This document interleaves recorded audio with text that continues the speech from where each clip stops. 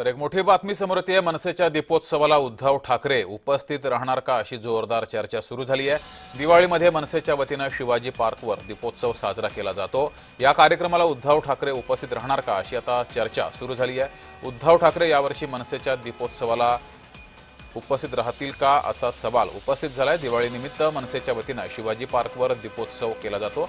गेल्या काही दिवसातील ठाकरे बंधूंची वाढती जवळीक पाहता मनसेच्या दीपोत्सवाला उद्धव ठाकरे उपस्थित राहणार का हे पाहणं महत्त्वाचं आहे। अधिक माहिती घेऊया, आपले प्रतिनिधी जय पवार आपल्या सोबत जोडलेत। जय, गेल्या काही दिवसातील ठाकरे बंधूंच्या भेटी आणि त्यानंतर आता दीपोत्सवाचा मोठा कार्यक्रम मनसेच्या समोर येतोय। या कार्यक्रमाला उद्धव ठाकरे उपस्थित राहणार का अशी चर्चा सुरू झाली आहे।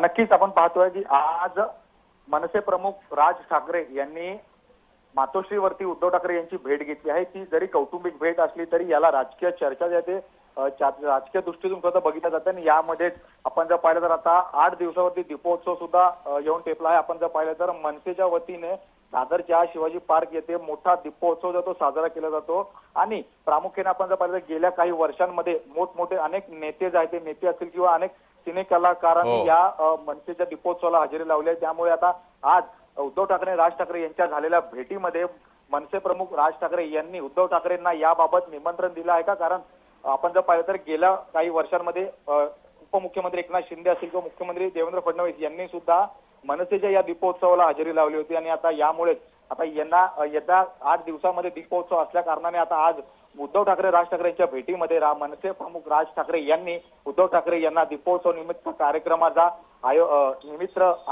आमंत्रण दिलं आहे का हे पाहणं महत्त्वाचं असणार आहे। त्यासोबत मनसेच्या या दीपोत्सवाला उद्धव ठाकरे हजेरी लावतील का आणि पुन्हा एकदा दीपावलीला उद्धव ठाकरे राज ठाकरे एका मंचावरती दिसतील का हे पाहणं तितकंच महत्त्वाचं असणार आहे। धन्यवाद जय, दिलेल्या माहितीबद्दल।